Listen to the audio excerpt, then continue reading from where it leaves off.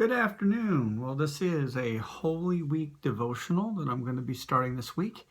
I'm doing something different, and I think it's very appropriate to use this book for these devotions. This is Max Lucado's 6 Hours, One Friday. And if you look underneath here, it's anchoring to the cross. And I would actually, after reading the book, I would say it's really anchoring to Jesus. And certainly the 6 hours one Friday, as we get into this week, that will definitely go more into the cross of Christ. But really it's about how we live now and making sure that we have anchor points that lead right to Jesus, that it's Jesus that holds us in the toughest of times and all the trials and tribulations we have. So the book basically is in 3 parts. So we're going to deal with the one today, which is My Life is Not Futile. My life is not futile. My failures are not fatal is the second part. And my death is not final. And those are the 3 sections, the 3 anchor points that Max Lucado talks about in 6 hours, one Friday. Now, I want you to understand a little bit more what an anchor point is, because it's a term we're going to need for this study. So basically, Max Lucado tells the story in the first chapter of an old houseboat that they bought. And he was going down there in Florida, I believe, to shore up the houseboat because a hurricane was coming. And of course, he was doing what a lot of people do. The mistake they do is they tie the boat, or the houseboat in this case, to land. And an old sailor kind of walked by him and said, "Tired of land, and you're going to regret it. Those trees are going to get eaten up by the cane," he said. "Your only hope is to anchor deep." That's the phrase I want to focus on. Anchor deep.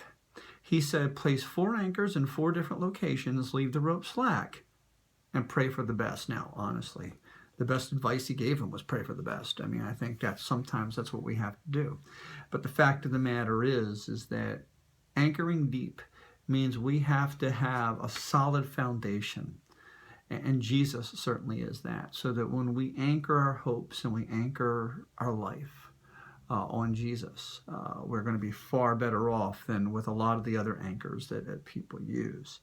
So here's what he says about anchor point number 1. My life is not futile. This rock secures the hull of your heart. I like that expression. Its sole function is to give you something which you can grip when facing the surging tides of futility and relativism.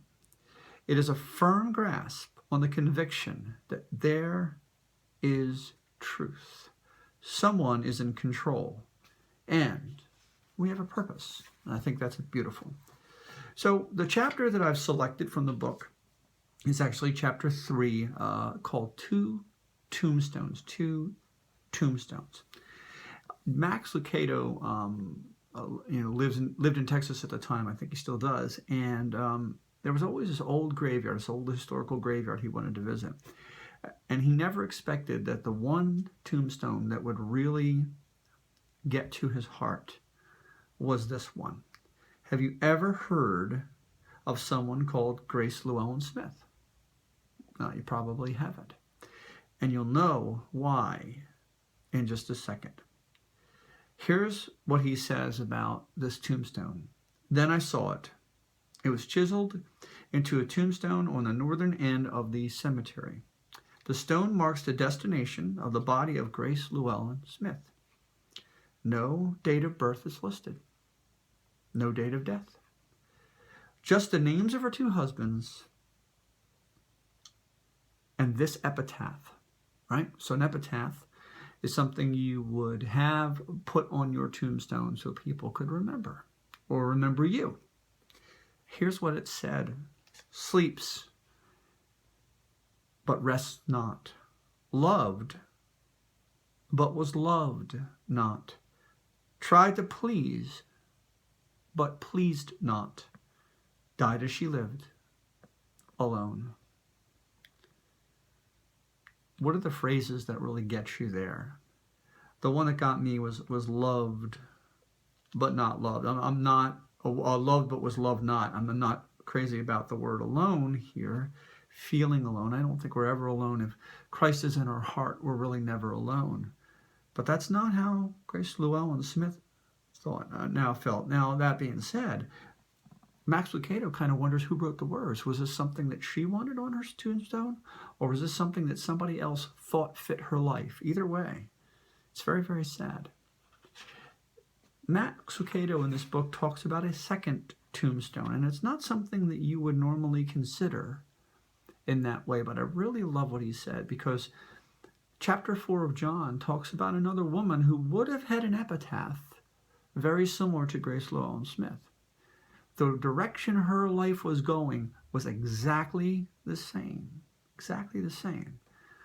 John 4, if you'd like to take a look at that story of the woman at the well. And here's what it says. There's another story you read about. That's about another tombstone. This time, however, the tombstone doesn't mark the death of a person. It marks the birth, or the rebirth, if you will. She is a Samaritan. She knows the sting of racism. She is a woman. She's bumped her head on the ceiling of sexism. She's been married to 5 men, 5 different marriages, 5 different beds, 5 different rejections. She knows the sound of slamming doors. She knows what it means to love and receive no love in return, just like Grace Llewellyn Smith. Her current mate won't even give her his name. He only gives her a place to sleep. Now, on this particular day, she came to the well at noon. Noon? That was not a time that people came to a well. Early in the morning, later in the evening, when the sun wasn't hot. We're talking about a very hot area. So the fact that she came to the well at noon is very significant. Why hadn't she gone in the early morning with the other women? Maybe she had.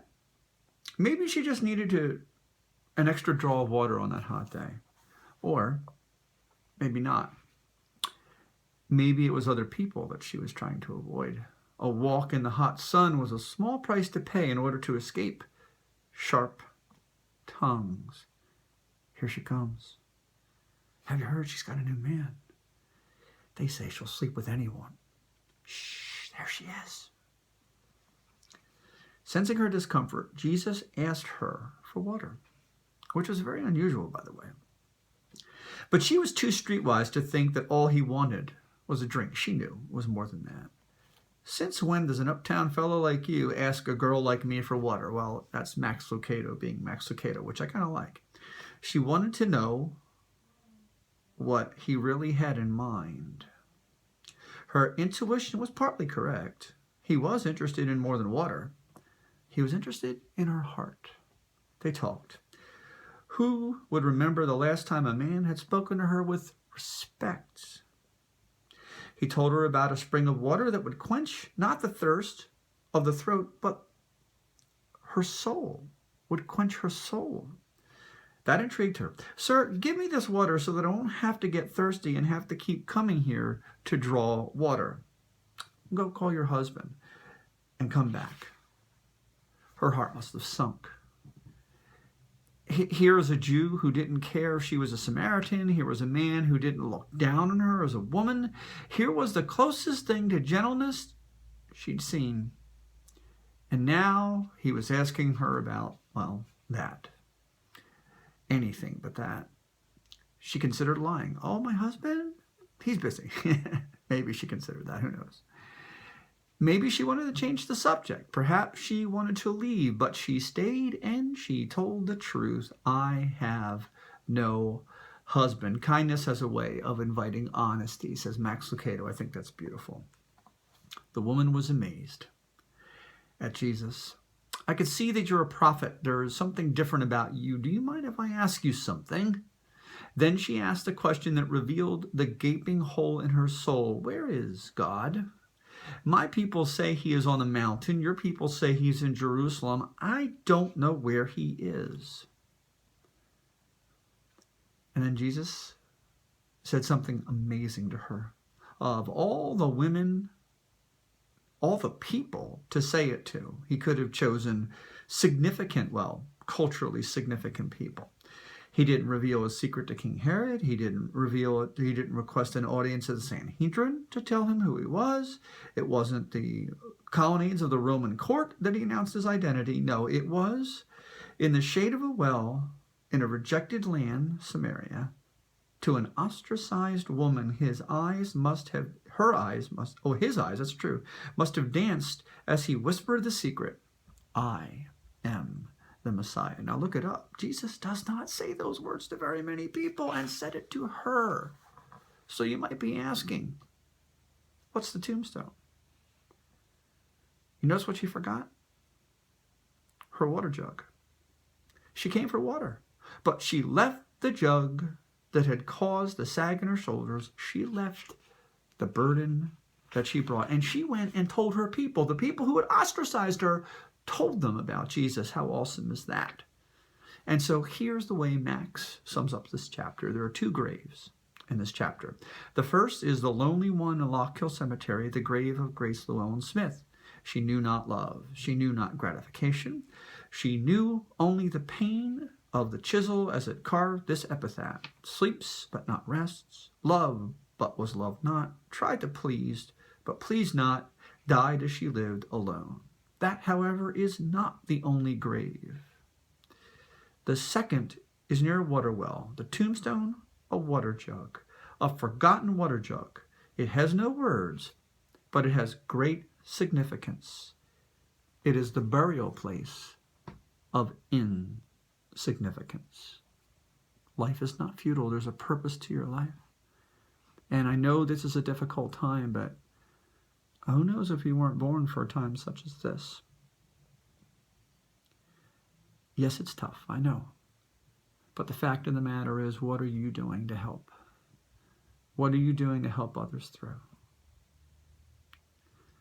Talk to you next time, and when we go into more of Max Lucado's book, 6 Hours, One Friday. God bless you and take care.